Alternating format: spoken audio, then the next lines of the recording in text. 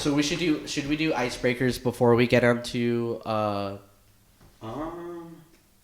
I mean that makes sense because you're probably gonna talk during the whole thing. Yeah. So we gotta introduce him first. Wait, I'm your first guest. Yeah, that's why it's so cool. You're our first guest of our podcast. It's super cool, man. It's so dope. All right, so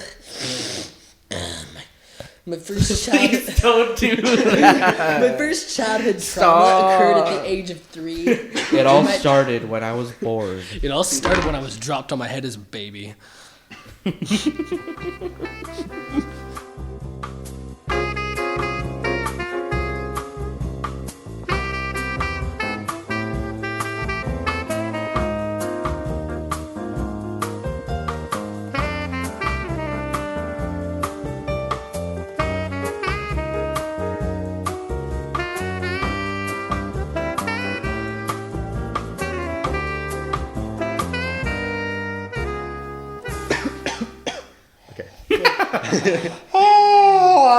Get all the weird noises out right now.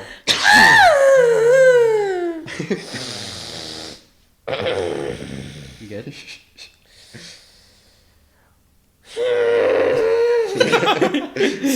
Are you good, Nick? Yeah, all right, let's go. All right. What's up, everybody? Welcome to the second episode of the Night Talks podcast. We're back. Oh yeah, we made it. Yeah, did you guys? We survived. I thought we were honestly going to give up after number 1. So we're here, and I'm Tyler Taing. I'm your host of this podcast. And I'm your co-host, Parker Crandell. And we have a guest on the couch today. It is Nick Lee. What's up? Nothing much. Just on a podcast. just on a podcast. I'm living life. This is the first. I'm guessing this is the first time you've ever been on a podcast, huh? Yeah, this is the first podcast. It's my second, don't worry. I know it's very uncomfortable. I think at first it's like really weird. Yeah, no, just because it's like I don't know, the opening. You're like, oh, now I'm talking. You kind of have to think about. Yeah, it's kind of weird.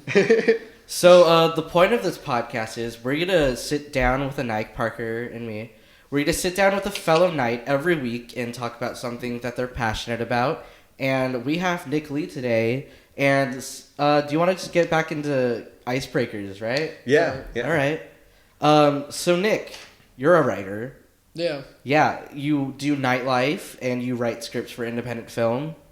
So, why don't you talk about what your creative process is like when you're a writer, you know?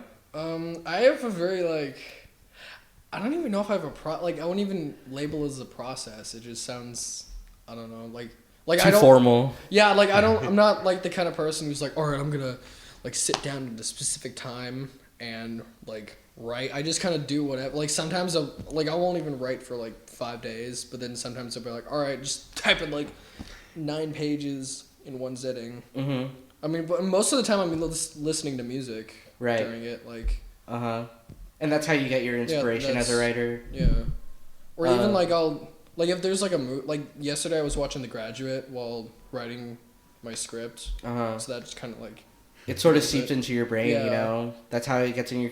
I know. I feel the same way when I'm writing personally. When I'm writing scripts for independent film, I find myself taking elements of what I recently watched and loved, and then that usually makes it into my script in some way. It's not plagiarism, but it's it's homage. There's no such thing as an original idea, in my opinion. And even Mr. Price says this, when we're talking about writing, you know, it's just you're taking inspiration, and you know that's what's really important when you're writing. Yeah. But you also do sort of nonfiction writing because you're a journalist, so in a way, you know, how would you say that's different? Which one do you actually prefer? Well, I definitely prefer fiction. That's. Mm-hmm. Better, just because it's basically my own thing. Yeah. I'm not. But when you're writing an article for Nightlife, how do you go about it? You know. Well, mostly I do music reviews. So during that time, I'm listening to the album that I'm reviewing, and then I'll, kind of as I'm writing, get a feel for it. Yeah. And just one last question, how was your day today? It was pretty chill. I mean, it's late start, so slept in. Got 9 hours of sleep. That was pretty cool. Dang. Yeah. Yeah. Or I think I got 9 hours. I'm not sure. Yeah. I didn't really get to take advantage of late start today. Yeah, because I was doing this thing for the Teacher of the Year award for Mr. Price. Mr. Price. Yo! Yes. He totally deserves that, Mr. Price totally deserves that Teacher of the Year award. He's not listening to us right now because he's in the other room. But, yeah, shout out to Mr. Price. All right. Well, since we got to know you a bit, you want to go into news? Yeah. Who should go first? Probably your stuff is a little bit bigger, so I think... We'll save the biggest for last. Okay. But first of all, we'll switch off. Okay. All right. Well, first order of business is, so Harrison Ford got in a plane incident on Monday, and oh my god, I was so. This is we're again we all know Harrison Ford is like a pilot, so he really likes flying planes, and so that's like one of his passions. So it's not usually a big deal, but I came home on Tuesday and I just checked Twitter. There's this Variety article that's like, Harrison Ford involved in serious plane accident. And I just I freaked out. I don't know why. I was just I think it's because of Carrie Fisher. Yeah, like 2016, it's if someone got in some serious incident, they're just gonna die. That's it. Yeah, I know. I feel like he's next. I have really bad memories of Carrie Fisher because she came that weekend. She got sent to the hospital and then she didn't die until 2 days later. Yeah. So I was really worried for her, and I was like, wow, this can't happen to Harrison Ford, man. And so I freaked out before even reading the article. So I mean this, and then when I actually read the article, it's not that serious because he basically Harrison Ford, he was piloting an airplane. And I guess he parked on the wrong runway. So that's essentially driving your car in the wrong lane. And so yeah, it's very dangerous, but he's okay. It's not It sounds like there's a plane crash or something. Which made me so angry. Variety, you need to get a better headline writer because you scared me, and honestly that's not cool. And plus it's Harrison Ford's not gonna die soon. He's Han Solo for a reason. You know what? Funny thing is I told Parker this and he was again. I told this earlier because he broke his leg. He's been in a lot of plane related accidents. He's just that dude, Yeah, you just yeah. But he's he's one of my favorite actors, and I felt I felt emotional just already just reading that headline. So imagine when it actually happens. Oh my god. Oh, I don't even want to think about it. I can't even think. Carrie Fisher destroyed me enough, but he's a childhood hero to me. Anyway, I just wanted to point that out because that was just a funny thing that happened to me, and then that topic. Oh yeah, because it just happened recently. So yeah, what topic do you want to talk about? So this is Nintendo has got the Switch coming out pretty soon. Right. They're releasing Legend of Zelda. Their new console. Yeah. If you don't know, it's a a hybrid between a console and a video game console. Yeah, it's a handheld console. You can plug it into the TV or just take it out and bring it anywhere. Uh-huh. So they're. So what about it though? They're trying to modernize, right? So they're they're starting to use DLC for Mario Kart and stuff, and they finally introduced it to Zelda. So that's been like pretty big news. Whoa. Yeah. So they I didn't actually hear about this. What's happening? Yeah, they're selling an expansion pass right now, which is like it's for buying like bonus content in advance. So you get like the second, like the first bonus content patch, and then the second bonus content patch in like the summer. What? Yeah. And they're doing it for, this is like the first time they've ever done this. Yeah, for a they Zelda haven't game. added anything to a Zelda game. They've always been like context free, but yeah, this one has DLC, and I'm not mad. How do you feel about it? Yeah. Yeah, personally, I'm not mad, but I wouldn't buy it because Nintendo has this thing of like modernizing, but then being like really, really Yeah. lame about it. Like, so what they're adding to the game is if you buy the expansion pass, you get 3 chests in the main world, Right. and they have a Switch T-shirt. So that's the first part you get. It's just cosmetic, and It's just like I mean, little I think things. it probably does something, but it's just shirt with the Switch logo on it. Yeah. Link wears a shirt with the logo on it. Yeah, and then the second patch that comes out in the winter is hard mode and like one like special trial. That takes like they're like 5 minutes long. I guess that's pretty cool. Yeah, it's whatever. But then the third one, this is the bigger deal. It's a whole like original story. That's how they sold it. Wait, what? Yeah, so they're gonna add like in So the it's summer like- after like everyone's beaten the game. They're It's gonna have, like The an Last extra of Us story. Left Behind of that's The Legend cool. of Zelda. Apparently. So I'm excited about it. I'm excited about that at least, but I don't know about the other DLC. Yeah, the other ones seem really lame. The thing is, Nintendo's been really cool with DLC, in my opinion. I feel like, because I mean, I didn't have a Wii U, but when they were doing DLC for the Wii U, it was like Mario Kart got like totally new tracks. They got A Mercedes-Benz. yeah, That was Mercedes so Benz, weird. new characters. Like you could play as Link on Yeah, Mario Kart 8. Yeah. And so I just wish they would tackle DLC like for games like that. But Legend of Zelda is just It feels that is a strange choice. It feels a little bit weird because like Zelda's a little bit like sacred, you know. Like Uh-huh. Like, it's always it's been. got that old like 1980s like. Wait, wait, what? Yeah, No, I mean, no, it's no, kind no, of like always been yeah. like that kind of game, you know. Yeah, where it's always just like been okay, you get cryptic and mysterious. My laptop just dropped. Ah. Okay, we're where good. it's like you buy the game, you get it, you finish it, and that's the done deal. Yeah. Yeah, it's always been like the same, you know. It's Okay. always been like Yeah. a whole experience. Well, So- this is different though. I'm weary. But honestly, now that you said that they're gonna do like a side story, yeah. that could be really cool. There are like some rumors that like you can't get it without the expansion pass, so Oh, you have to buy no. like the hard mode. And That stuff would like be really bad. I don't know. Nintendo's really weird. You can never really guess what they're gonna do. Do you think? Did they give any hints at like what it is to? Is it gonna be like an add-on to the story? Is it gonna be like No, they just gave a box, like 2 boxes, and it's just like 3 bullet points, like new story, new costumes, and like new gameplay. so? Absolutely So- no hint. On No, it. the other one just said map features. You and know, hard mode, this is so- my cool idea. What if it was like you're playing as Zelda in the DLC? I was thinking that. That would I'm be like, pretty cool. they can finally do it, but Because I've always They're wanted really- Zelda as a playable character. they're really weird about it. Like, I Uh-huh. think they got interviewed like I don't know, probably like last year, and they were just Uh-huh. like, "But what would Link do? What would he do?" They just like they can't like Oh, even no. comprehend Come on. it happening. So I don't know. New uh. Nintendo, but we'll see. Anyway, you want to do your? You could do your next topic, then we'll go on to my big one because it's a doozy. Okay, yeah. Mine's gonna be pretty quick. So Uh-huh. it's just the For Honor beta came out. Well, it came and left like this last weekend. So I mean, I tried it out. I was just gonna share my opinions on it. It's a really cool game. I'm usually pretty wary about like Ubisoft games because Uh-huh. they're really generic and like lame. And Yeah. The Division kind of sucked. So this one was kind of interesting. It's like What is it? What is it? So basically, I don't know. There's a giant earthquake, and like samurais, Vikings, and knights have to fight each other, Yo. and they're in war for like 100 years or something. Yeah. So like the game's kind of like a MOBA.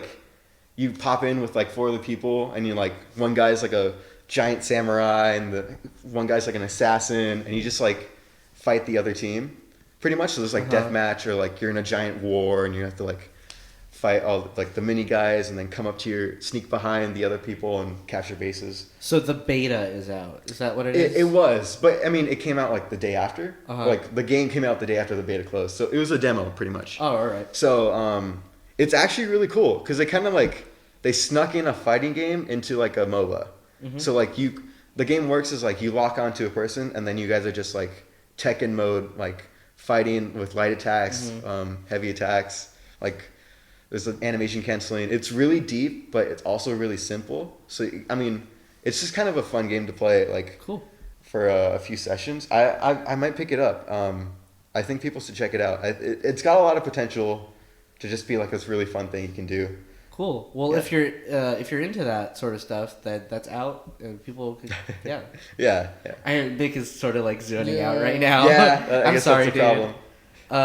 But I think you will have a lot to say about my last topic here, which is Ben Affleck dropped off of the Batman movie he was set to direct. Well, this is the DCEU's own Batman film, Batman he film. He didn't drop off. Like, he's not going to direct it. That's it. Yeah, but that's pretty right. significant because he said he was going to direct this film. He said he was going to be involved creatively. Yeah, wasn't he? I don't think he was writing the script, was he? No, he didn't write the script, and he specifically said he is not going to be directing the movie if he doesn't have confidence into the script. He said there just like straight up wasn't a script for a long time. So this is a bomb, man. I mean, look, I never really had confidence in the DCEU ever since Man of Steel, and honestly, every movie since like Batman v Superman, I tried to like it. Suicide Squad, I tried to like it, and Suicide Squad. They're trying to rush with Marvel. They're trying to catch up to Marvel too quickly. I don't even think that's just the issue. I just think that they need to like find a writer that's strong enough to handle all these subplots because there's a lot, and there's a lot that they're trying to establish. And yeah, they should space it out with movies. But honestly, I think no one really likes the origin stories too. So, like, if they started off that way, like... Yeah. Would they be... Like, there's no way that they could win right now. And, like... oh, my God. Especially after Suicide Squad. You know, I'm not feeling it anymore. Well, as a Marvel fan, I'm like, really happy. A little bit. Really? I just want them to fail. I like both. I mean, I like DC a lot. There's heroes on both ends that I care about, but... Well, yeah, I mean, if there's a time to get it right, it would have been, like, Batman. Because that's, like... That's the best superhero. Everyone, he's iconic. He's iconic. There's so many really good stories that they can just like tap into. Well, first of all, what do you think of Ben Affleck as the Batman, though? He's pretty good. I like him better than Christopher Nolan was. He was actually Christopher Nolan, Christian Bale. Oh yeah, Christian Bale. Oops. Yeah, I mean, especially with his like, or with his like his fight scenes. No, his voice like the Rachel, yeah. Rachel. Yeah. It's like, like, come on. Like, so you honestly think he's better? I think that we haven't really seen enough of Ben Affleck's Batman to really decide on if he's the best Batman because what we've seen of him is good, but like he's not even really in Batman v Superman enough, you know. No, like, but he's definitely good enough. Like, I think he's good enough, but this just makes me sad, man. And you know who they attached to this? That's another story that came out later. They attached, since Ben Affleck left, they attached Matt Reeves, who directed the first Cloverfield movie. Okay. I don't know. No. That's alright. That just seems, I don't know, that seems like a weird pick. That is such, you know why? I think they honestly just wanted a small director to bounce around. That makes sense. Maybe Ben Affleck had too many creative differences, and he was like, I can't do this anymore. Well, I was listening. There was a supercut of like Ben Affleck doing interviews of him as a director of Batman, and it sounded like they didn't even have a script. Like he was like really mad that like they were just kind of rushing him into the project, and there was no information about it. He kept saying like, I don't know. There's nothing. We don't know anything about the movie yet. I haven't even gotten a script yet. That is ridiculous. So I think there isn't anything. I think he just kind of like, this is my theory, but he got fed up with it and he's just like out. He doesn't want to deal with it. I don't think he wants the responsibility on his shoulders, especially because everybody's going to look at the Batman. They're going to be like, yeah, because I think this is the one that's supposed to turn it around. And it's already kind of like a sinking ship, it sounds like. Oh, man. I mean, I don't even know how they're even going to get to this movie because how is... You know, it's oddly enough, though, even though they suck in the critical response, like they always make back their budget. Oh yeah. True, yeah. So that's why they're able to make sequels. So, but I don't think Ben Affleck wants any of that. He just, I mean, he is like a legit director, and with his name behind it, like if it's a crappy movie, like I don't know, he gets kind of hurt in that. Yeah, well, we'll see. That was a huge bombshell. Like that really. Yeah, I don't think the DCU has a chance anymore. Like honestly, I am so hopeless for them, and it makes me sad because I think I want all comic book movies to succeed. Yeah. Like, because it's such a new genre, and like, even though I'm sort of getting weary of them, like right now, it's like. Yeah, I mean, they're kind of at this point. They're kind of becoming like cookie cutter. Yeah.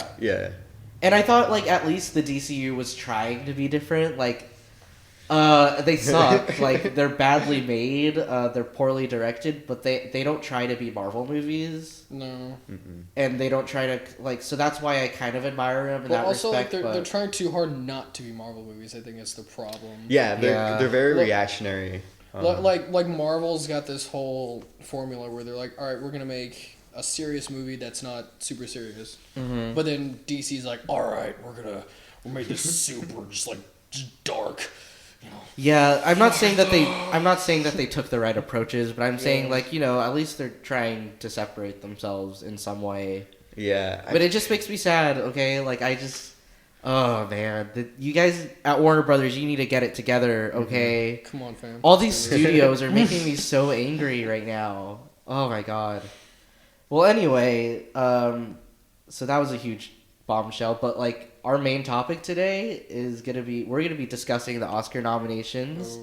We're gonna predict who is going to win, and then we're gonna say what we want to win. So it's cool that we were already talking about movies. We're all warmed up right now, right?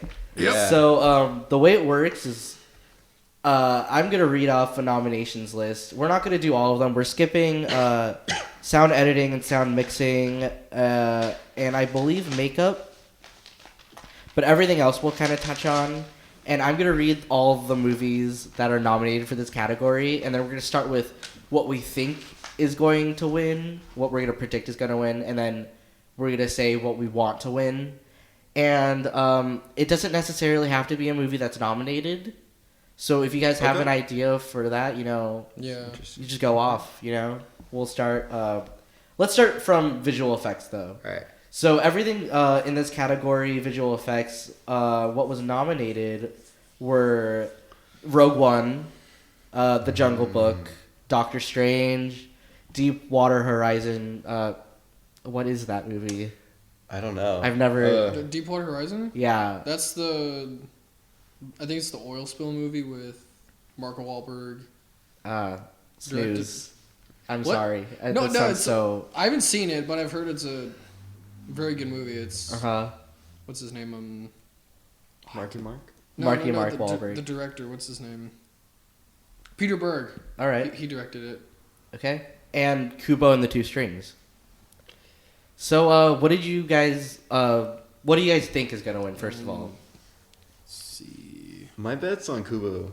Because, like, he think has Kubo? to win for something. And there's so much work that goes into that movie. Like, it's almost like a technological, like, marvel. I mean, I mean, I want Rogue One to win because there's so many, like, really good physical effects. And then also the CG is really good. same thing with Kubo though. It's all physical, but they have CGI to enhance it. I just think Kubo's like, it's got to win something, and this is its wheelhouse. This is what If it it was made doesn't for, win, you know? if it doesn't win animated picture, I'd be fine with this winning visual effects. But personally, I think I'm predicting Rogue One to get this. And if you want to know why, I'd be happy with that. I'd be happy with that. But if you want to know why in specific, it's because, we have Peter Cushing, like, basically giving a performance post-mortem. Yeah. So that's that's true. This is a landmark. Like, this doesn't really happen in movies that often, and so this is a huge, like, technological advancement. But was it good though?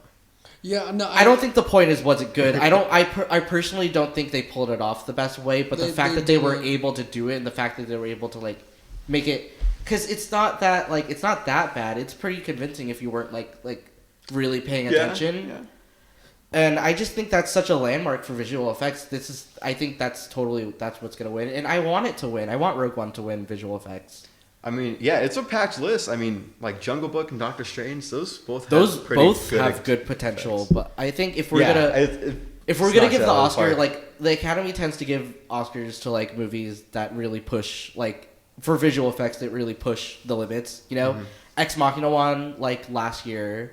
And the reason why that won over Star Wars The Force Awakens, which was, like, a very visual pleasing movie in visual effects, is because Ex Machina is so, like, it's so realistic. Yeah, it's so subtle. You can't notice it. Like, even like in the movie, there's not much that's done with visual effects, but what is done, it's, like, really realistic and really good. It was really subtle. So what we have here with Rogue One is just a new technology that's gonna this is gonna make history. Who knows if people are gonna use this technology in the future? You know.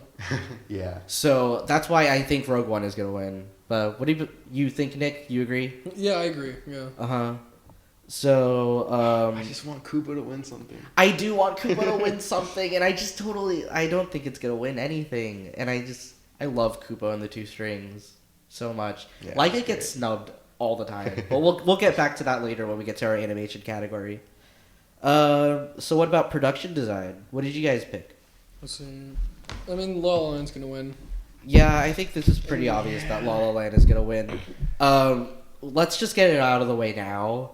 La La Land is gonna sweep this Oscars, this Oscar season. Yeah. It got nominated for 18 Oscars, and honestly, this is gonna be the Mad Max of this year's, and it's gonna just get all the technical awards. Yeah. And it's gonna. It totally deserves it. So production design wise, yeah. I mean, what we have here is Arrival. We have Fantastic Beasts and Where to Find Them. We have Hail Caesar, which I'm shocked this got. Really, I would make an argument that like Hail Caesar has a chance. Really, because there's a lot of like very detailed sets in that movie. Like with the like everything's retrofitted, so it's like it's all dated back to like what I forget what kind of era, but like 50s Hollywood, and they do it like a really good job. They sell it really well with like the houses and the sets, and I think I agree, and I think if Hail Caesar's gonna get anything, it's this. Yeah, this is its one chance, and it could brush up. That's if La La Land doesn't totally dominate. Okay, and then of course we have La La Land and we have Passengers, which No. How did this get production design? Have you guys seen Passengers? I didn't even bother. No, it's mostly CG, isn't it? it? Honestly, it looked like another generic. It's really ugly. It's really ugly. Like the production design is so like it tries to be like really modern and sleek, but it just looks really it looks really bad. Like the colors and everything. I'm shocked that this got a production design Oscar. But like out of this list, what would you want to win? See what I want. I would agree with Parker. I think Hail Caesar. I would really like Hail Caesar to win this. I'd be happy with Arrival, honestly. Oh yes, Arrival is very strong with production design. That ship and everything, the ships were super good. All right. You want to move on to costume design? So in this category, we have Allied, we have Fantastic Beasts and Where to Find Them, we have Florence Foster Jenkins, we have Jackie, and we have La La Land. I mean, I'd hate to say La La Land again, but it's probably I think La La Land deserves this. The costumes are so beautiful. They are. In that movie. Like, oh my god. The someone in the crowd scene where all the four of the roommates, they're all lined up and they have all their colored dresses. That moment would make me think, this deserves just on that because it looks so beautiful. Mm-hmm. Or even like the tap dancing scene. The tap dancing scene, their outfits. And it's so, you know what, the fashion in that movie is so modern, but it's so like... so retro at the same time. Yeah. Yeah, That's what So and that's what the aesthetic of the movie is going for. But honestly, I would, even though I didn't really like Fantastic Beasts and Where to Find Them, I think the costuming is very good in that movie. And Jackie also deserves it. They like their like historical settings. True. And like with that like pink suit, like the iconic like Jackie suit. Yeah. That could totally get it. I could see that happening. Yeah, but I mean realistically, I think La La Land is gonna sweep. Yeah. This is just one of the things that La La Land's gonna get. So that's pretty easy. Let's go on to best cinematography. And we can debate on this a lot, okay? Cinematography, this would be good. So we have Bradford Young, who was nominated for Arrival, and Linus Sandgren? Sandgren, yeah. Yeah, nominated for La La Land. Rodrigo Prieto, who was nominated for Silence. Greg Fraser, nominated for Lion. And we have James Laxton, who is nominated for Moonlight. So, who do you guys think is going to win this category? Well, this actually, I'd be happy with Arrival, La La Land, and Moonlight. Yeah, me too. Like all three of those are just. But who do you think is going to win? Super well.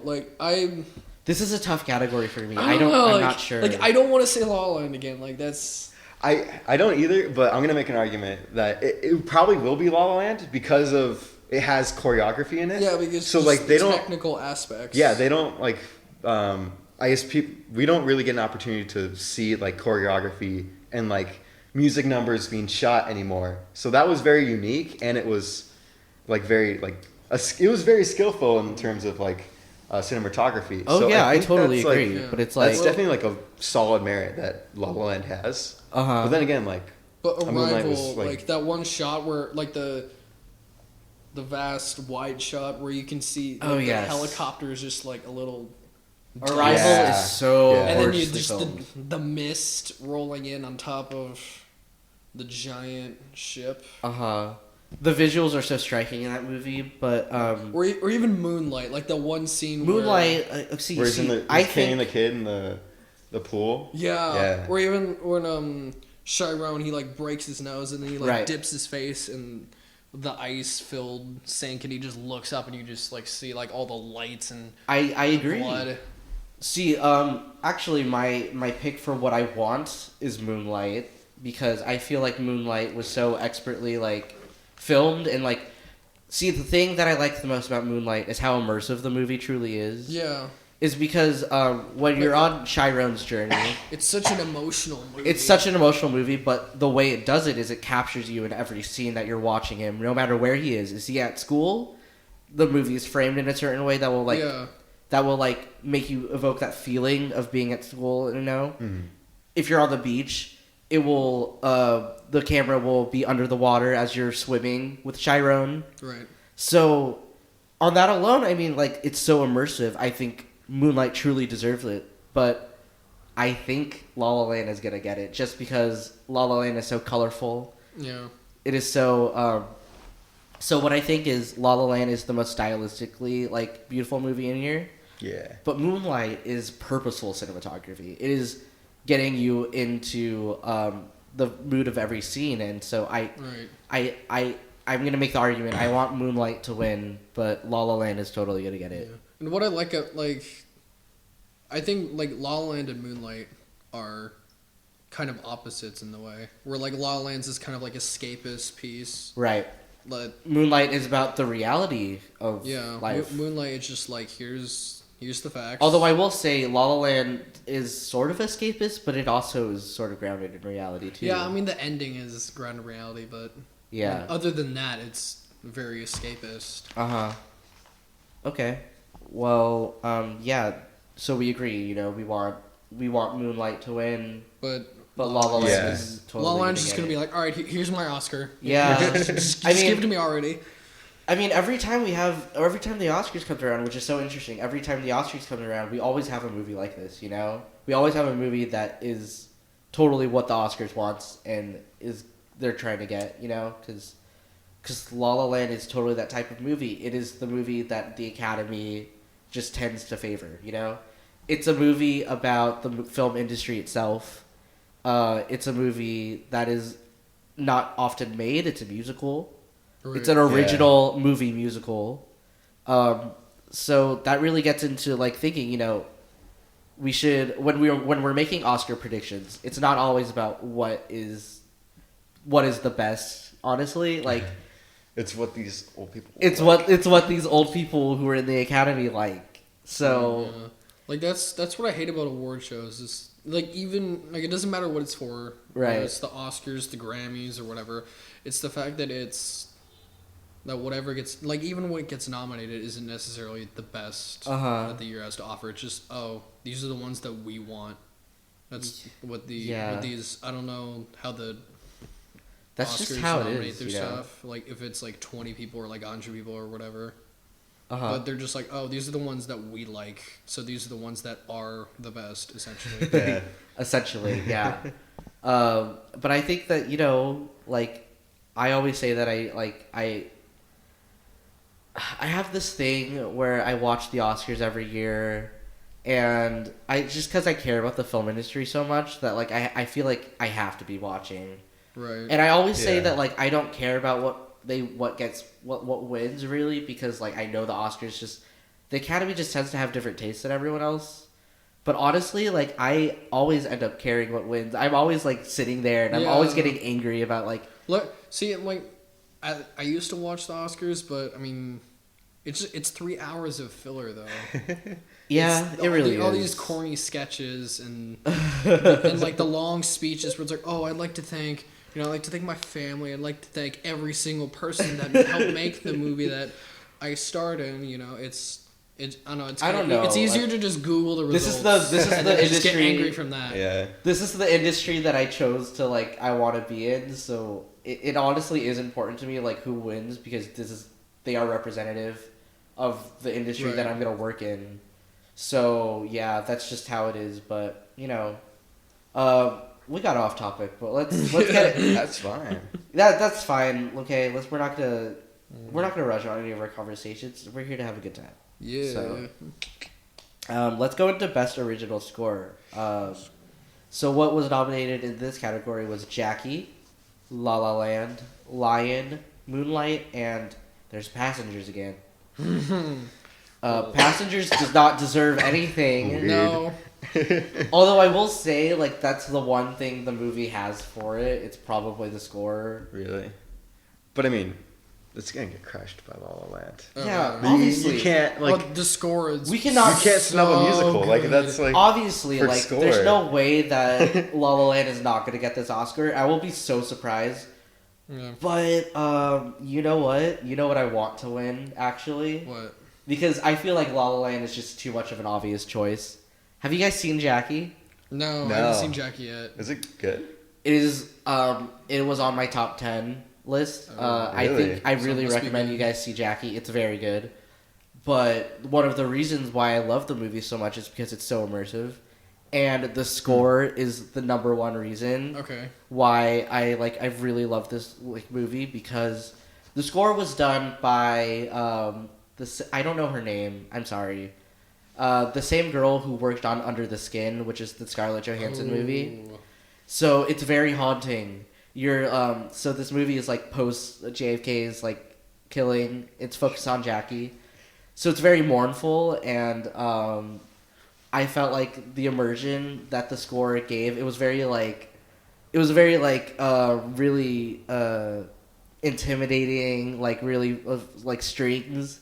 Uh-huh. And I can't describe it to you. It's music, I think you guys should really go out, watch this movie, or listen to the score, because it's wow, it is incredible. And the mood that the score brings to the movie is one of why it's so effective. Okay. So I'd argue on that alone, I think Jackie deserves the score nomination, because La La Land is a musical, but oh my god, this is what makes it so hard though. It's because it feels so bad when you have to pick one thing over and over it's again. Just like La La Land, gross. La La Land, La La Land. I love La La Land, and don't get me wrong, I love La La Land. But I think if we're gonna give an Oscar based on what it does for the movie, I just think the score is more effective in Jackie in that sense. So, but what about you guys? What do you guys want to win? I want Moonlight to win. Yeah. I love the score in that. It adds to the emotional intensity of the movie. I think the score in Moonlight is actually brilliant too. I love the main theme that plays. Whenever when we're in a personal moment with Chiron. Yeah. There's this weird. Is it synth, or is it am I thinking of the right thing? There's a really weird strings, that it's hard to describe. It's not super.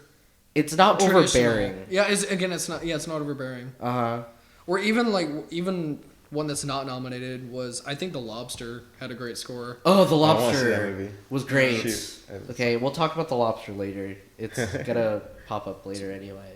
All right. Well, since we're on music, so why don't we talk about Best Original Song? Well, La La Land's nominated twice. La La Land is nominated twice I here. know. Okay. But here's the thing. I think that will... Okay, we'll get to it. But nominated into this category was Audition, The Fools Who Dream from La La Land, Can't Stop the Feelin' from Trolls. God, I hate this song so much. I have to listen to it every weekend because I cater weddings for work, and it's No. Every day. Oh It's my this God. one song. I don't know how this got nominated. Wait, is that the Justin Timberlake song? Yes. I can just imagine how that would get just grating over time. Third thing is City of Stars from La La Land got nominated again. That's the opening song, right? No, That's City of the, Stars is the song they play on the piano. It's the one that Ryan Gosling. Okay. It's a recurring song in the movie, so like the same like chords like. Dun, dun, dun, dun, dun, dun. Okay. Oh, okay. It's. I feel like it's. I don't feel like it's the best song from La La Land. It's to be not. honest. No, but it's the most iconic, so that's. Is it the most iconic Yeah. though? I guess it's like the new theme song of LA if you really think about it. Like everybody's like captioning it on their pictures. Because it's played gross. like 3 to 5 times throughout the whole song, and that's like the one that everybody knows. I guess that's true, yeah. And then we have the empty chair from Jim, the James Foley story. I did not watch this. I don't know. I don't know I what don't this even know is. what it is. Yeah, I've never heard it before either. And How Far I'll Go from Moana. It's got a chance. Do you think it's, I actually do They're agree. gonna Find a way to give Lin-Manuel Miranda an He's Oscar gonna get an EGOT. Sure, yeah. He's gonna get an EGOT. Or PGOT. for like 2 movies. Yeah, which is really cool. I think this does have a chance, actually. I think How Far I'll Go does have a really solid chance because we have 2 nominations for La La Land, which means that's going to split the vote. True. Some people are going to think City of Stars is better, and some people are going to think yeah, Audition that's is true. better. Honestly, I like even though City of Stars is a good song, I liked Audition better. Yeah, I think picked Audition deserves it more. over Yeah. Just City of because Stars. it's The scene it's used yeah, is so the scene powerful. it's used is really just it like grips you. Yeah, no, I totally agree. I think City of Stars is probably... Actually, I believe it's one of the weakest songs on the La La Land soundtrack. It's not a bad song, don't get me No. wrong. It's just like... I remember Another Day of Sun more. True, yeah. I remember Someone in the Crowd more. Yeah. Mostly it's like- because of the way, like, I mean, City of Stars, like, the main part of it is, like, when it's mainly used is where Ryan Gosling's on the boardwalk, just kind of walking. You know, whereas, like, Another Day of Sun is, like, this, like... It's this huge like, music bombastic, number. like, sequence and Yeah. stuff. So, yeah, I mean, I would be cool with Moana winning, though. Yeah. Let's just... And, like, I think Trolls is just, like, let's not even, like, entertain the thought that Trolls would win So over... mad. That would mean music is dead, I think. That would mean music is just totally dead. But, yeah, I think, oh my god. If Lin got this would be so cool. That's the first time anyone's ever won a PGOT. Yeah. It's crazy. Is that the first time? I think it No, might be no. wrong. I think Doesn't Whoopi Goldberg have an EGOT? I don't know. There's I think like, so. there's like, I believe No, there's wait. 5 people in the world who've gotten an EGOT. And he got it in 1 year, which is crazy. Yeah. Right? Yeah. Wow. For, But even if he doesn't get it this year, he's totally gonna get it when he does the Mary Poppins movie for Disney. wait, Oh, when did he get what? an Emmy? Sorry? When did he get an Emmy?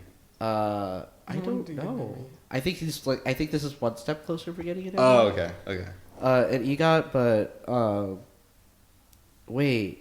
Okay, we'll look this up later. Okay, Yeah. we're okay. But yeah, I think. But if La La Land was gonna win something, what would you Audition? Obviously. Oh, you I know? picked Audition, yeah. Oh man, I love that song so much. I find myself like singing it in like weird at weird times. But although I don't know, I would have nominated Another Day of Sun. And you know why? I think it's like I think that should be the anthem of LA because it's literally just the opening sequence of La La Land is such like a love letter to the people who live in LA and the diversity and the hodgepodge because there's people of all sorts of backgrounds in that opening sequence. Yeah. And this song is about like wanting success. This is a song about like coming to LA, being the city of dreams.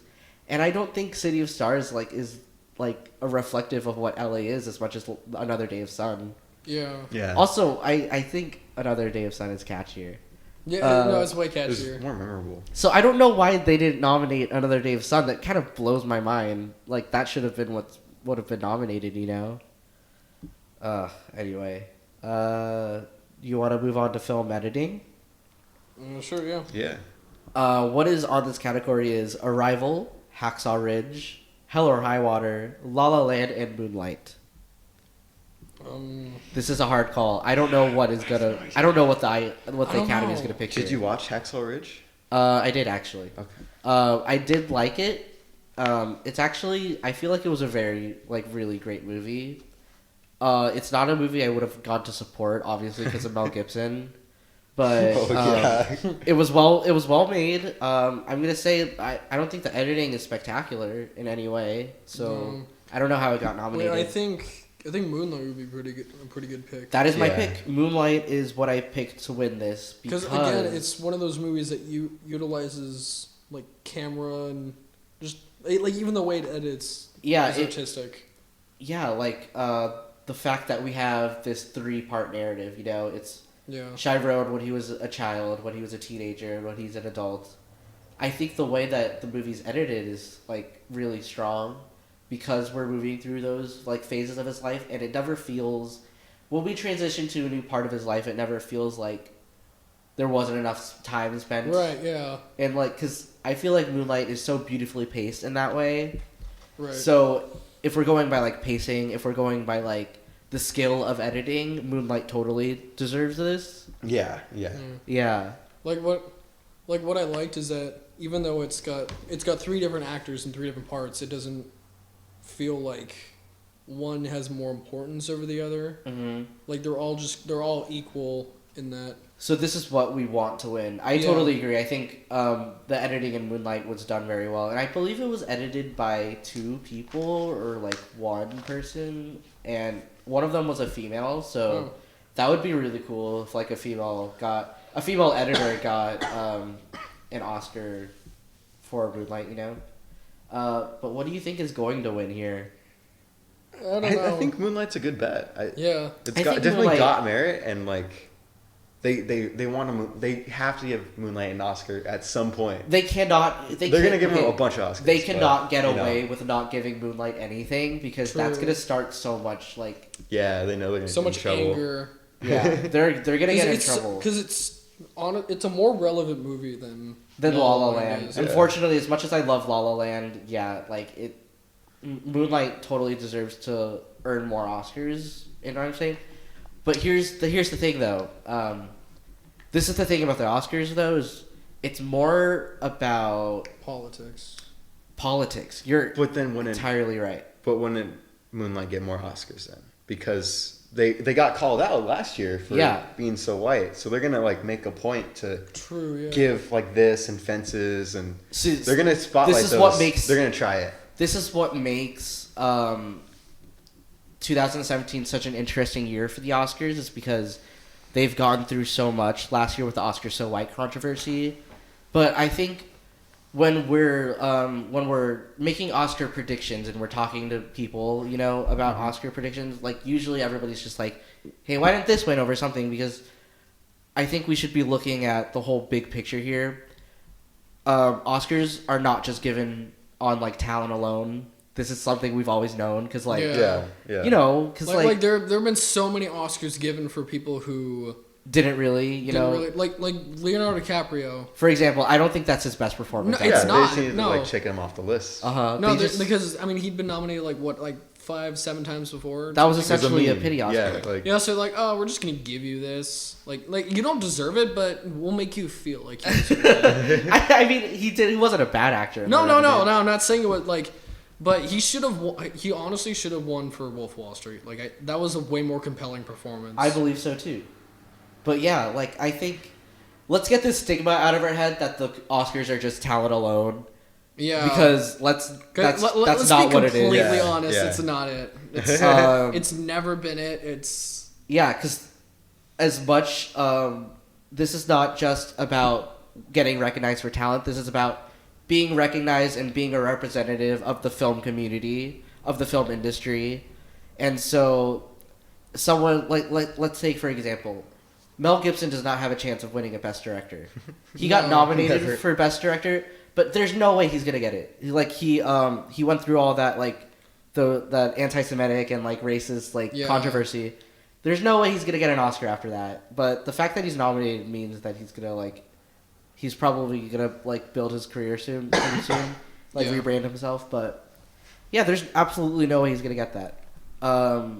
And Hacksaw Ridge, let's say hypothetically, Hacksaw Ridge was like the best well-made movie of 2016. It's not gonna win. Yeah. It's just not gonna win on principle like that alone. The fact that they nominated it because they're like, oh, okay, like this is a good movie, so we're just gonna nominate it. We're not gonna let it win.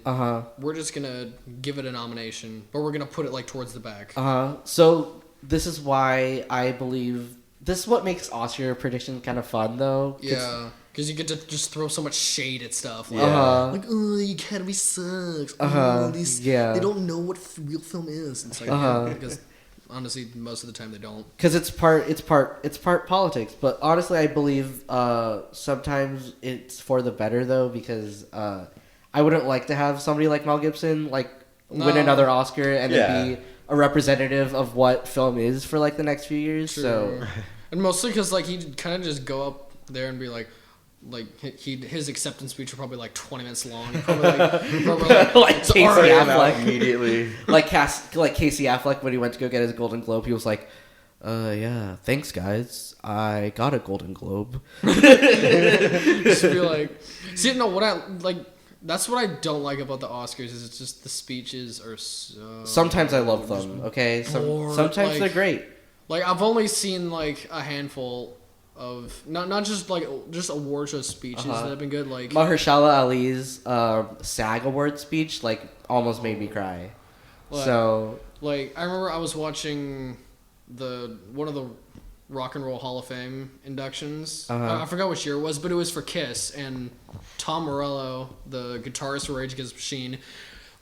I'm not a big Kiss fan, but the speech that he gave, he was just so into it and such a big Kiss fan that it made the speech just super memorable. And you just feel like at the Oscars, nobody really puts that much passion. Like they're just like, oh, they have this pre-made checklist of, oh, I need to thank this, I need to thank this person, I need to thank this group, because if they don't do it, then it's like, oh, my career is screwed. You know, the thing is, like, the SAG Awards, I felt like had really great speeches because they never cut off anybody. Yeah. And I don't know if you guys watch the SAGs. They're not that important to everybody. I heard about what happened. Like a lot of political speeches. Yeah. Well, obviously because that was just like right after the Muslim ban. So yeah.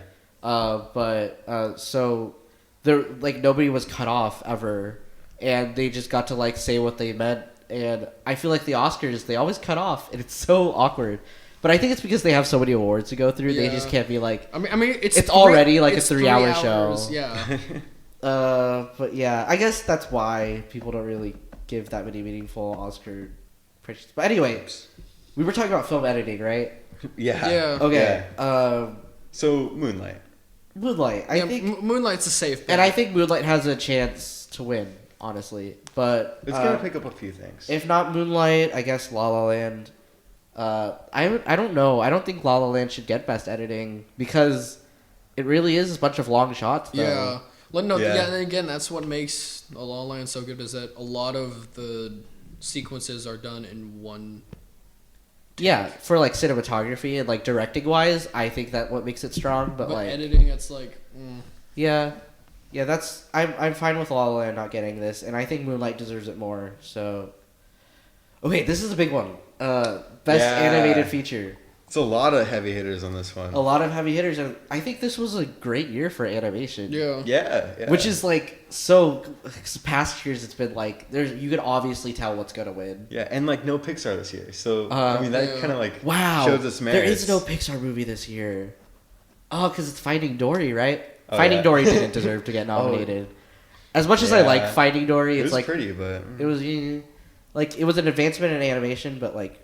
But Cars 3 next year. Oh my god! Sweep the Oscars. Obviously, Cars 3 is gonna all cry. Cars 3 is gonna get Best Actor. It's gonna. It's Tom Bader coming back. So we have Best Animated Feature here, and nominated is Kubo and the Two Strings. I love this movie. I hope it wins. Moana, My Life as a Zucchini, which I have yet to see. I saw the trailer. It looks really cool. I kind of want to see it. The name makes me like really laugh a little, but it looks like a. I heard it's really dark though. Yeah, it's about like orphans, right? Yeah, I heard it's really dark, and it's like it reminds me of Tim Burton's like early work, before he was like into movies. He made a lot of art, and the characters sort of resemble that. So I'm excited to check this out. It's not out yet here over though, so we'll wait and see. We have the Red Turtle from Studio Ghibli. And a very like unique art style on this one. I really want to see this movie. I don't know. We might be sleeping on that one. I think so too. I really need I want to check it out. And finally, we have Zootopia. Yeah, great movie. I think they're gonna pick Moana over Zootopia, no matter what. If they're gonna pick one of those movies. No, I actually have to differ. I have to disagree. I think it's Zootopia. Zootopia is clearly gonna win. But and you know why? What? The hair in I know Moana. the hair in Moana. Oh, yeah. And the water, like what? But the reason why I say Zootopia is because Zootopia has been getting every other award. Yeah. It's true. Like from the I believe it got DGA award, and I believe it got like the Golden Globe, obviously. Unfortunately, I don't think Zootopia is the strongest movie on this list. I liked Zootopia. I think it was a good movie. It was a good movie, and when it was released, there wasn't a lot of movies out, which is probably why it got so much spark. Yeah. But honestly, I think Moana is a stronger movie. Oh yeah. But the reason why I think Zootopia is probably gonna get the Oscars because of the political message of Zootopia. In the end, because it's about acceptance. It's about it's a whole race metaphor with all the animals and stuff, and it's a movie that really deals with a very serious topic. And I think I could just see the Oscars just picking this just because of that. Yeah. But also, like, for Moana, I mean, you don't get Pacific Islander representation that much at all. That especially is true. in the Oscars. True, That is true. But here's my argument about Moana, though. Yeah. While it is based off Pacific Islanders and stuff, it doesn't really do a good job of displaying their culture with the story that they wrote in the movie, because it is not accurate to like Polynesian culture at all. Like, because it's just not accurate. So if it is representation in a way, but like we're still like in a fictional like island in that. So I guess Zootopia is much more overt. So that definitely catches on. Yeah, and Zootopia is I just think. But obviously we want Kubo and the Two Strings to win. Yeah. Yeah. Because it's beautiful. That Kubo and the movie's Two amazing. Strings is so artfully made. It is from a dying genre of animation. Stop motion movies are dying, man. Because we only have... It's My so Life hard as to Zucchini make, is stop man. motion. That is true. So we have 2 stop motion, but usually we don't usually get 2 stop motion movies. Just cause I love stop motion movies are just because they're so hard to make, and with I guess because you have digital CGI, nowadays. we can make them faster and but the thing they have is, to be passion projects. there is so much work put into what Leica does. Leica, the studio behind Kubo and the Two Strings, and they've never won an Oscar yet, and it makes me so angry. Every year, they make a solid movie that could win an Oscar, but it never does. Like ever since Coraline. Coraline was. Oh I love that movie. Coraline. I should have got something. That honestly is one of the few movies that scared me. Really? Yeah. That creeped me out. Because I remember I saw it in theaters and I had like nightmares that night. And let's just not you guys haven't seen Kubo and the Two Strings, right? No, I saw it. Oh, you saw Kubo. Yeah. No, I want to see it though. Uh-huh. It's definitely on my list. Kubo is the most emotional movie they've done yet. It is so it is still a children's movie. Like, obviously a children's gonna like it.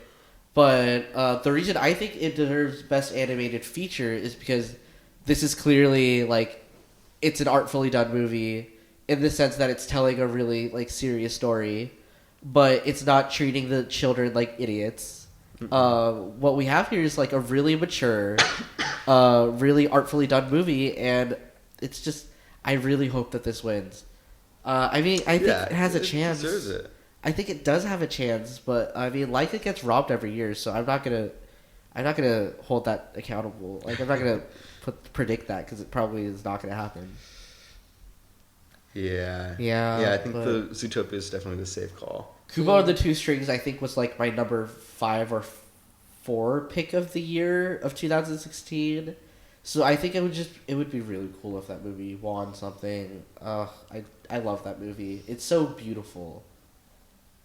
And I think if we're gonna talk about like what is the most visually stunning animated movie, it is Kubo and the Two Strings. Oh yeah, I mean, I don't know, Moana's beautiful, but Moana is beautiful. But yeah, Kubo, like just considering the effort it makes or it takes to make that, I think it stands out before. And all not these just stuff. In the way it's animated. I mean, obviously that's good too. But Kubo is shot like a real movie. Yeah. Like the cinematography, like they pay attention to like the framing, they pay attention to the camera movements, and there's like actual real lighting effects in that movie. And I just feel like this totally deserves Best Animated Picture. If this doesn't win, you catch me like being sad for like a whole weekend because oh my god, Laika, I want you to win something because they never win anything at the box office. At least give them the Oscar, you know? Yeah. Gosh. So we're gonna skip documentary because I don't think everybody has seen. No. But Screenplay, right? yeah, Original screenplay. Well, let me just We're gonna do both. let me just do real quick what I think is gonna win for documentary. OJ Made in America is probably gonna win Best Documentary, but isn't it like 5 hours long or something like that? yeah, or something. Yeah, and then we have 13th from Ava DuVernay. I've heard that's really good. Yeah, it's on Netflix. I really like that movie, so that's my personal pick. That's what I would pick. And we're gonna skip foreign language film also because I haven't seen any of these except for Tony Erdmann. And I would be fine with Tony Erdmann winning. It's from Germany, and it's very good. But let's just skip it. So we're gonna go to Best Adapted Screenplay. All right. And in this category we have Arrival, which is based off of a short story or like a short. I think it's a short story. We have Fences, which is based off of a play. We have Hidden Figures, which is based off of True story, and I think based a off book of too. a book that's based off a true story. Yeah, based off a book, which is based off of a true story. Lion, I believe this is Based off an animal. Yeah, based off an animal. I believe Lion is a novel. Yeah, I think it's a book. Yeah. Yeah, and Moonlight, which is also a play. So. I think like Moonlight's gonna win. Yeah. Yeah, they have to give something to Moonlight. If let's hypothetically, if Moonlight doesn't win Best Picture, this is what they're gonna have to give it because like people are gonna be angry. I mean, yeah. I would still be angry if it didn't win Best Picture. Well, we'll get to that later. But I see that's reasonable. Or I'd be happy with Arrival too. Arrivals. I would also be happy with Arrival good because choice. Arrival is written so well, and the fact that it's such a complex story, True, and yes. they handled that so well in the movie. So like, I honestly don't know how close it is to that short story. I have no idea. How do they judge best adapted screenplay? Is I it honestly like don't know. Like that's a good. is it question. like how accurate it is to the novel, or is it like would how? it be different from original screenplays? Yeah, I honestly I don't. Because if we want to talk about Fences, like Fences is like literally the same as the play. Yeah, well, because it's written by the same guy. Yeah. But yeah, So, or is it like on quality? Like, is this like did they take this? I think it's just that they're two different things, and they're judging it by quality. It's not like Did they take this screenplay and then did they take this thing and then they turned it into a screenplay which worked on its own? Mm-hmm. I think that's how I would judge it at least. So, but I'm just glad that since they're two different categories, that La La Land isn't gonna win over Moonlight. Because the fact that they're in two separate I'm happy categories- about that too. Because well, actually, that didn't happen at the Golden Globes either because they also separated those. They did? Yeah. I don't know. Yeah, because it was best adapted, and so yeah, I'm happy that Moonlight has a chance because La La Land's not nominated in the same category. If we're being completely real, and let's be really real, if La La Land sweeps and it gets everything it's nominated for, this is probably like the one Oscar Moonlight would get. But yeah, let's go to Best Supporting Actor. Nick is very passionate about this one. So we have Mahershala Ali nominated for Moonlight. We have Jeff Bridges nominated for Hell or High Water. Lucas Hedges nominated for Manchester by the Sea. That is a weird one. I did not see that coming. Dev Patel nominated for Lion. I love Dev Patel. Oh, I'm so excited to see he's on here. And we have Michael Shannon, who I also love, for Nocturnal Animals.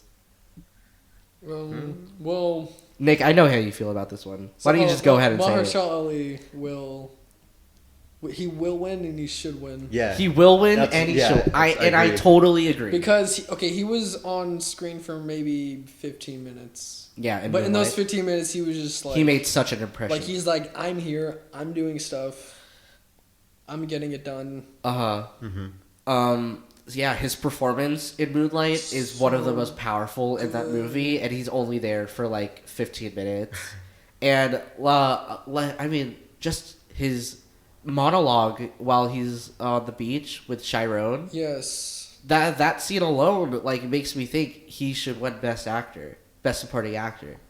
But, I mean, if we're talking about who else is nominated in this category, let's be real. No one else is really that strong of a chance to winning. Like, I don't know how the heck Lucas Hedges got on this. I haven't seen Manchester, but did he play the kid? I recently watched it, yeah. I mean, it wasn't a bad performance, but, like, if we're going to be real, like, Manchester by the Sea kind of focuses on Casey Affleck and, like, the adults. Right. So it's like, I don't know how he got in there, but that's a weird one. I guess it's cool that he's nominated because he's young and he's a newcomer. Yeah. But, and I wouldn't be too angry if, like, Dev Patel won over Mahershala Ali, because Dev Patel is so cool. He's, like, I think he's becoming, like, one of the new, like, modern movie stars of Hollywood. Like, he's attractive, he's a good actor. Yeah. He was a child actor, and, yeah. Or even, like, I like Michael Shannon. I haven't seen Nocturnal Animals, but I love Michael Shannon as an actor. Michael Shannon is great, and honestly, for the Golden Globes, Michael Shannon deserved to get nominated over Aaron Taylor Johnson. Oh, yeah. Again, what Tyler mentioned about how I'm passionate about this is the fact that during the Golden Globes that Aaron Taylor Johnson won over Mahershala Ali.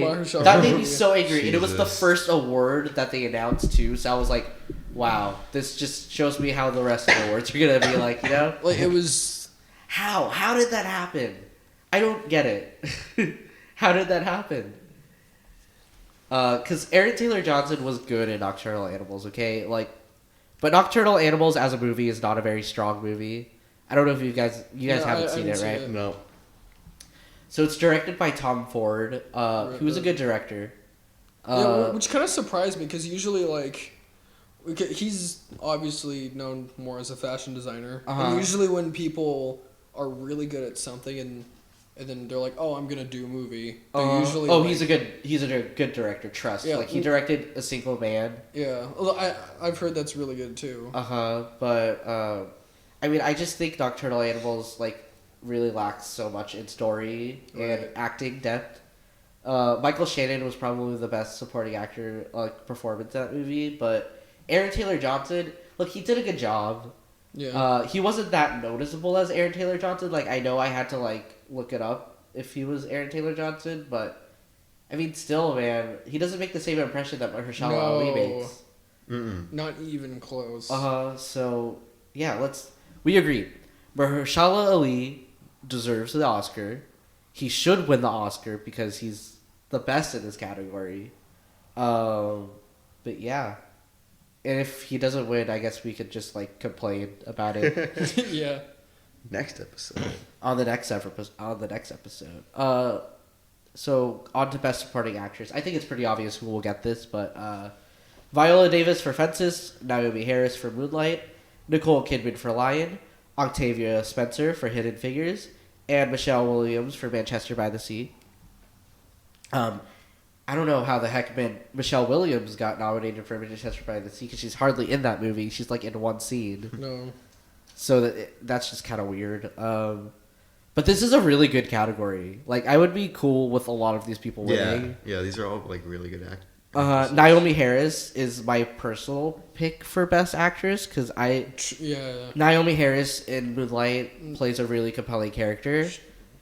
And what's cool about Naomi Harris's performance is it was only filmed in like 3 days. Wow. She had 3 days to do this role, and she came on set and she nailed it. That's crazy. So- because in the movie she's so like she played the mother, right? Yeah.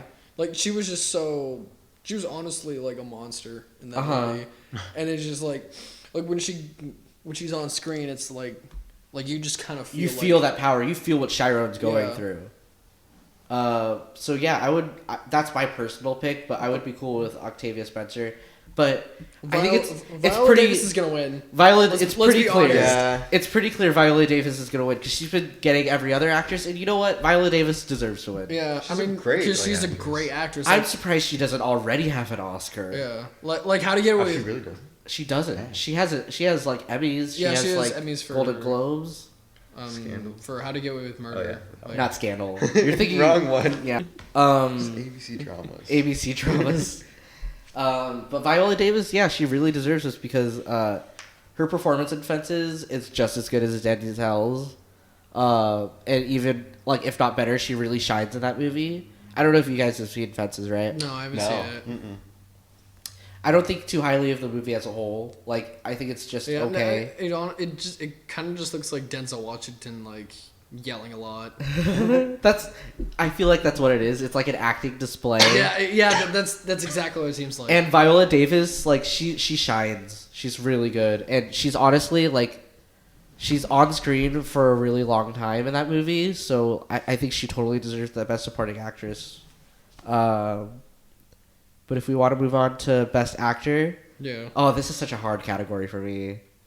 Because we have Casey Affleck, nominated for Manchester by the Sea. We have Andrew Garfield for Hacksaw Ridge. We have Ryan Gosling for La La Land. Viggo Mortensen from Captain Fantastic. And Denzel Washington from Fences. It's probably going to be... It's going to be Casey Affleck. Oh, I was going to say Ryan Gosling, actually. Really? I was going to say Denzel. Wow. Just because... I think Casey Affleck is going to win this because he's been getting every other award. Yeah, he has been. So, the only award that he didn't get was the SAG, which, that means everybody's going to outvote him. He'll probably get the, which kind of saddens me because, I wouldn't want Casey Affleck to win simply because he has those, like, sexual assault allegations right next to him. He's in a bad place for that. And I think it's just, if he won this Oscar, he'd be like I wouldn't want somebody like that representing, like, because early in the Oscar race, we had this movie called The Birth of a Nation, right? Right, yeah. And it was by Nate Parker. Nate Parker had kind of the similar situation. He had a similar situation. And you know what? If we're not going to let Nate Parker win, we can't let Casey Affleck win either. True. Like, that's just a double standard that we can't put on that. So, but who I said I wanted to win personally is, I thought Andrew Garfield had the strongest performance out of everyone here in Hacksaw Ridge. He was the best part of that movie. He carried it. And while I love Ryan Gosling, I love Ryan Gosling. Yeah. I feel like his performance in La La Land is not as good as his other ones. True, yeah. So if he were to win an Oscar, I don't know if I would be happy with this being his first Oscar win. It's not as complex as his other roles that he's taken. No, like in Place Beyond the Pines, like that was such a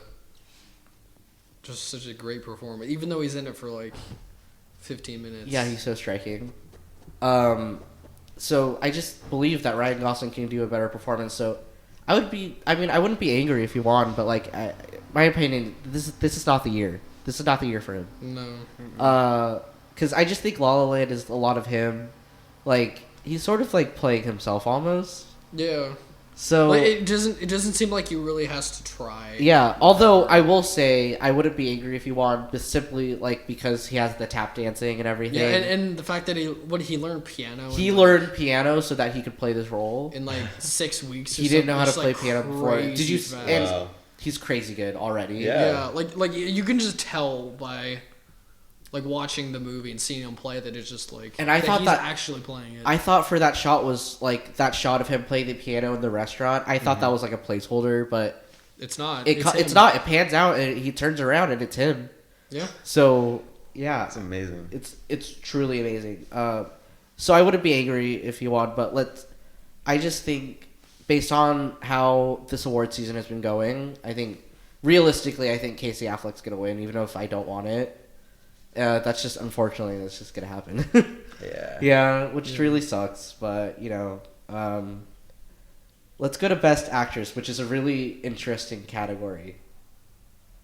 So this, I'm gonna say it's Emma Stone for La La Land, it's Natalie Portman for Jackie, it's Ruth Negga from Loving, Meryl Streep from Florence Foster Jenkins. Meryl just gets nominated every year. Yeah.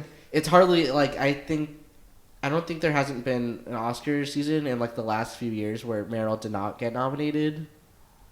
It's just gonna happen. And we have Isabelle Huppert for Elle.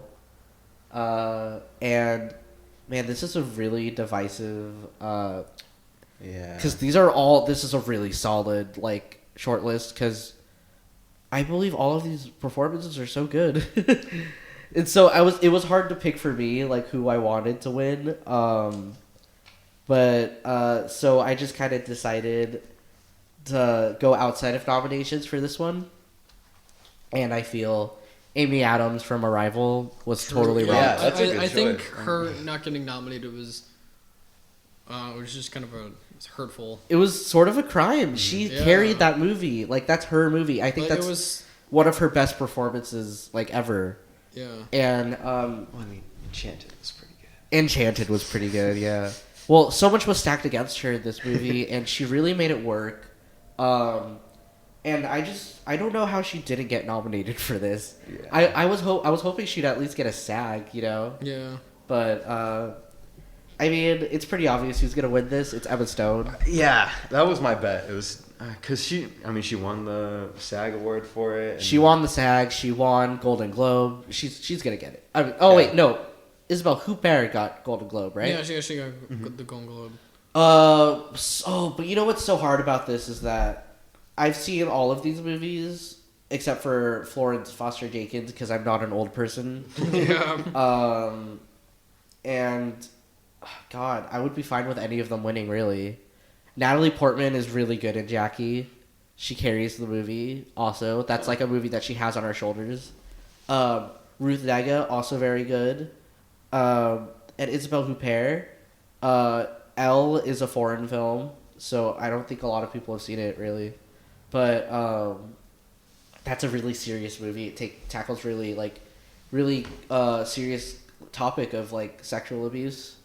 And honestly, I think you might have interest in Elle because it is a movie about the video game industry. Oh, it is? It's kind of weird. It's made by French people who like don't really know that much about video gaming. Huh. But it's like, so it's sort of like it kind of like bashes video games a little. So you might have interest in seeing this because it's like, this is totally what they're getting wrong about the video game industry. It's like, oh my God, when I was watching it, it was so weird because they have like modern games in the movie, and it's all made by one studio, like as if The Last of Us comes in from the same studio as Call of Duty. Like they name drop those. Okay. Oh, it is so backwards. It is like, it kind of made me angry in that aspect, and I didn't love Elle, but her performance in that movie is like what makes it special. Huh. So you might have interest in like, because you might really cringe. Yeah, that stuff bothers me. I mean, I should check it out though, because there's a lot of political, there's a lot of changes going on in the game industry. It's a critique right now, of the video game industry, but it's kind of made by people who don't know that much about video games. and that happens a lot. So you might you might have interest. Okay. Like I think you might I'll have have to check interest it in out. watching this and then just like complaining about it. Because it's so, I was watching this and I was like, as a former gamer, as a film fan, like this shows you the disconnect between those two industries. Yeah. Because it's like, wow, they don't know anything about video games.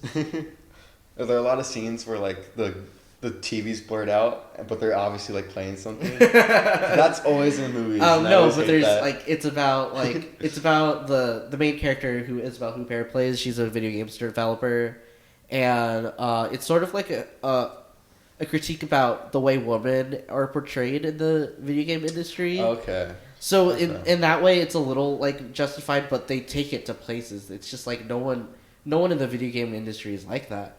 Yeah, they take it like Anyway. Yeah. Okay. Yeah, I just think that's an interesting movie you should check out because it's like someone from what the film industry thinks about video games. It's so weird.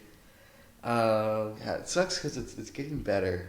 It is getting better, just very slowly. There's a lot of like horrible cases, and there's a lot of like, there's a lot of improvements going on, but there's always that like one like really embarrassing thing that happens every year. Right. So people hate us. All right, let's go to Best Director. And nominated in this category is Denis Villeneuve. Am I ever saying his name right? Denis Villeneuve.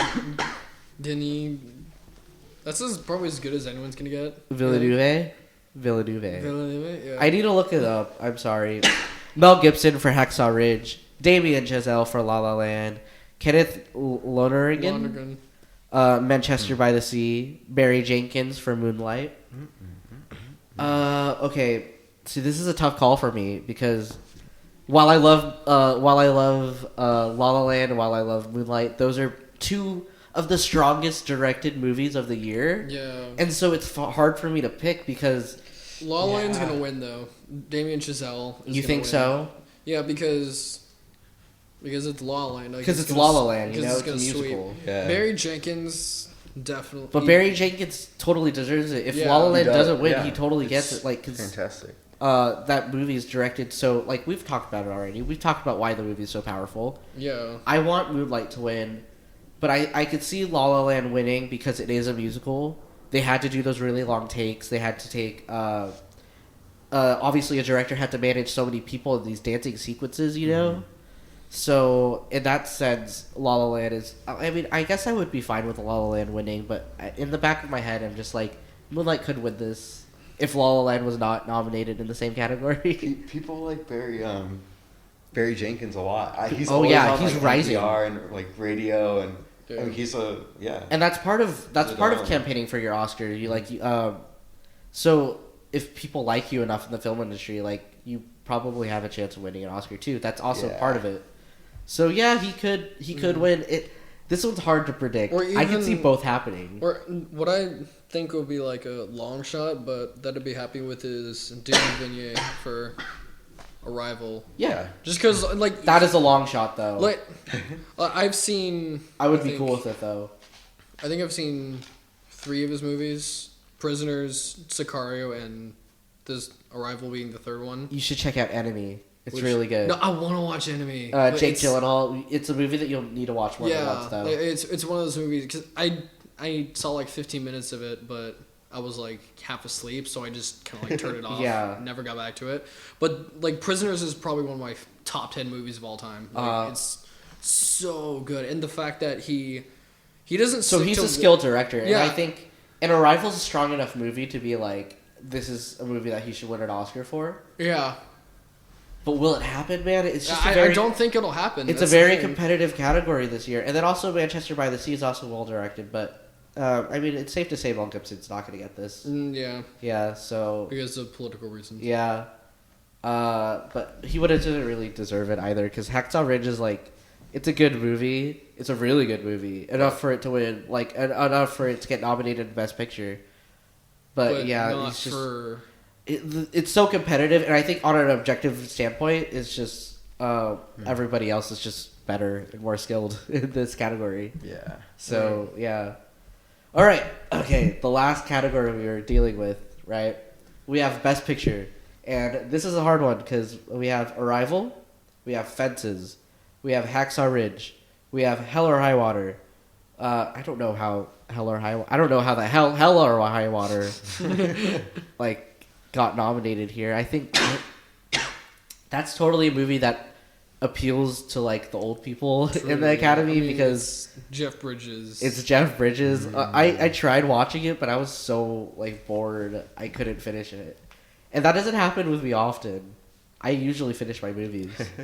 We have Hidden Figures, we have La La Land, we have Lion, we have Manchester by the Sea, and we have Moonlight. And what do you think is going to win here? Well, La La Land's... this is a reoccurring Yeah. theme, obviously. La La Land just won the BAFTA, which makes me think this is gonna like. Yeah. Okay. So Like La La Land's gonna win. I want Moonlight to win. of course we all feel want. like- We're all rooting for Moonlight. Yeah, I feel but like is it Moonlight gonna has a happen? serious chance in this over everything else because It's so timely, yeah. and the fact that it's an all black cast, like that it's. Politically for that reason, I think Moonlight also has a chance of winning Best Picture. But I mean, we've shown like the Academy has this like bias towards La La Land already. Yeah, but Because okay, it's like been like with musicals, like if a musical gets nominated, then it's And gonna again, win don't take this something. as hate for La La Land if you're listening. No, yeah, because no, I love La La Land. It's like seriously one of my favorite No, movies. Like I saw it twice in theaters, which I don't think I've ever seen a movie twice in theaters. But just if we're talking like from the art of filmmaking, I just think Moonlight is a stronger Moonlight's choice. definitely a Yeah. stronger choice. Or like again with the musical thing, like Les Miserables. Like Miserables, as you like to call it. Yeah, I'm not a big because it's a stuffy. I had a dream my life would be. And just give Anne Hathaway an Oscar because she shaved her head. Like, exactly. Tough call. I mean, I guess I would be happy with La La Land, like if La La Land got Best Picture, but again, in the back of my mind, I would be like, Moonlight could have won Like this. Moonlight. Like yeah. come on. Do you think like because La La Land's probably gonna sweep all the like technical awards? Do you think like Moonlight has a better chance now? That could Okay, be. I That could have- be possible. Like La La Land could win cinematography. It could even win director or screenplay or like a bunch of other. And then, like Moonlight could win best adapted screenplay and then win best picture. Here's my I have two like devil's advocate here. See, I think Moonlight does have a chance of winning Best Picture, which oh my god, the Best Picture category is the hardest one to predict, because I think Moonlight does have a really good chance of winning Best Picture simply because La La Land is like doing really great at the box office right now. True. And the Oscars don't really tend to pick movies that are that huge. No. Like, we have Spotlight, that won last... Spotlight was a very good movie. Spotlight was very I want good. to see that movie. I don't think it deserved Best Picture, but I do think I thought it did. Really? No, what I liked about Spotlight was the fact that it wasn't like it wasn't really dramatic. Uh-huh. Like there wasn't like a scene that you would picture when they get Yeah. at the Oscars, you know how they're like, oh, nominated. Yeah, so there and wasn't so. really a scene like that. There wasn't really. Look, the only one I can really think of is towards the end when Mark Ruffalo yells at, I don't know what his name is, but his boss. But again, we have a smaller movie usually winning. Like, we had Birdman win the year before. Sure, yeah. So, if we're going to go by that, like, the Oscars... Then Moonlight. Then Moonlight could totally have a chance at this. Because I think Moonlight had like a budget of like $5 million or something. And it was a really hard movie for them to greenlight and make because no studio was accepting it. Yeah. Yeah. Yeah. That's what I love about like And- A24. Yeah. A24. Oh, I A24 love you, makes production company. You're my favorite so production many company. good I want to movies. work for A24. That would be like Moonlight, Ex Machina. Ex Machina. Oh, wow. I think Most Violent Year. The Bling Ring, A Most Violent Year. They're a Spectacular production Now, company, I so think. they do distribution Yeah. for films that like people won't pick up. Yeah. So they've only actually produced like one film, I think, but they give distribution to movies that like don't usually get distribution. And so we have The Witch, we have I love that company. Oh my gosh, I love them so much. But another really good chance of winning Best Picture here is Hidden Figures. And I don't think it's gonna win just because it's here's my argument though. Yeah, Here's my argument though. Hidden Figures did really great at the SAGs. It's the only one here who isn't nominated in any other category, and Hidden Figures won Best Cast. And historically, whatever wins Best Cast usually gets Best Picture. well. That's what happens.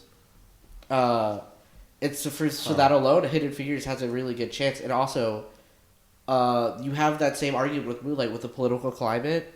These are black women that we've never really heard about before in history, and I didn't. When Hidden Figures came out, I didn't know who these people were.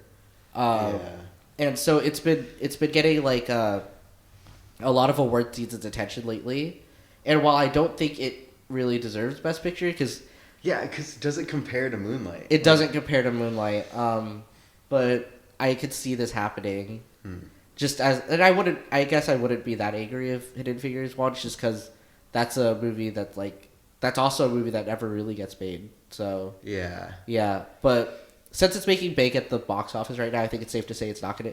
But that's just like a long shot, you know. I could, if it happened, I wouldn't be surprised, you know. So I guess that's it. We have all our Oscar nominations predicted and stuff. Hold it accountable to us when after the show, after the Oscars, like go back and listening to this and like I want to know how right we are. I mean, other categories that we did not mention because I just feel like they're not noteworthy enough. Sound editing, probably going to La La Land. Yeah. Sound mixing, probably going to La La Land. You know what my thing is about sound editing though? What? If Cloverfield was nominated, Cloverfield Lane, it would get sound editing. Yeah, I'm just gonna say that it would get sound mixing because the sound mixing in that movie is excellent. Yeah, man. Do you guys have anything to shout out? We're reaching the end of our podcast. I want to shout out my Twitter handle because I don't know if people want to talk like give me feedback or anything on the podcast. It's the best way to contact me. So it's the Nerd Giant at the Nerd Giant. That's your Instagram too. Yeah, it's my everything like Battle.net. Just anything if you ever want to look me up, just look up that username, the Nerd Giant. So yeah. And you said you don't have your weird thing this week. Oh yeah, I do have my weird thing. I want to shout out GD Bro Burger. It's a really good burger restaurant. Really expensive, kind of hipsterish, but they serve everything on a pink bun and like they have this amazing like poutine Korean barbecue burger. Ooh! Oh my god! On a raspberry flavored bun. What? It's heavenly. So if you ever that like, sounds so good. And that's strange food. It really is a weird. Wait, where is this? It's in Tustin. I think it's like down 17th Street. Like you always pass it on like off like Nick, the can we 5 go or one day? Yeah, no, yeah. Yeah, we gotta go. It's So- delicious. oh my If God. you ever want to waste a couple $15, like 50. Wait, is it like a big burger though? it's a pretty big. Okay, burger. then see, it's that's worth fine. it. That's fine. That is such a cool shout out. I'm glad that. Okay, so where is it again? It's like down 17th Street. It's GD Bro Burger. You have to look it up. It's a GD terrible Bro name. Burger. Okay. I'll definitely look it up. That sounds really interesting. Yeah. What about you, Nick? You got anything to shout out? Let's see. Follow me on Instagram at nklee, N_K_Lee. Yeah. I'll try to put these social media accounts in the description. Yeah. Cool. Yeah. So you guys could check it out if you want to follow me us. on my Snapchat, Heisenberg34555. I don't know. I don't really have like that big of a social media thing. Just follow me. I'll follow you back. I don't know. Like for like. You know. Yeah. I mean, well, I've already mentioned this on the last podcast, but since Nick is here and he was part of that team, Yeah, do it every episode. Nick and I have a show called Aperture. Yeah. And you can watch it on the Foothill Film School YouTube channel. Yeah, or even like if you have anything regarding film or anything, like contact me. Yeah, totally. Like if you're like, hey, I got an idea, but I don't know how to write the script, I'll be like, I got you, fam. Yeah, I got we'll you. help you.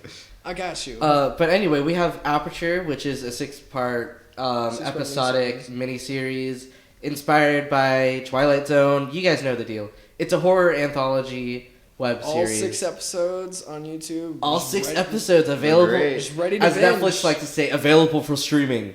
Available Available for streaming. So yeah, no. As soon as this podcast is finished, go on YouTube, watch all 6 episodes, and then get back to us. We will not, and you are not allowed to listen to our next episode unless you do that. No, yeah, so, no, we highly request. Yeah, no, watch. It'll be like just like the, I don't know how many people watched your or listened to your old pod. Like what, 100? About 100. Yeah. Really? Yeah. Oh dang. Yeah. No, so like you'll just see like just on all the videos, just like that bit like little spike. Yeah.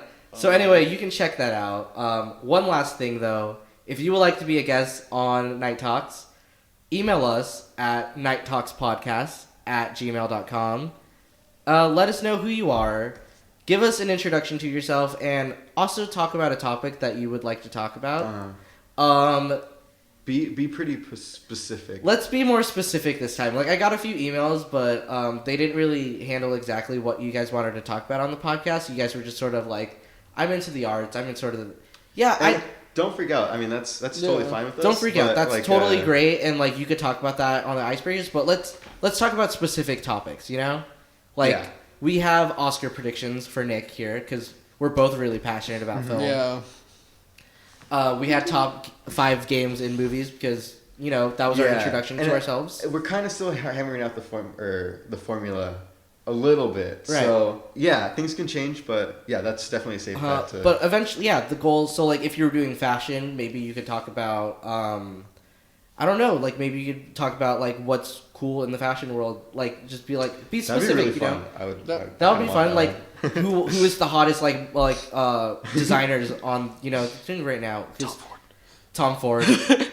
Tom Ford was said that his son's shoes were too tacky.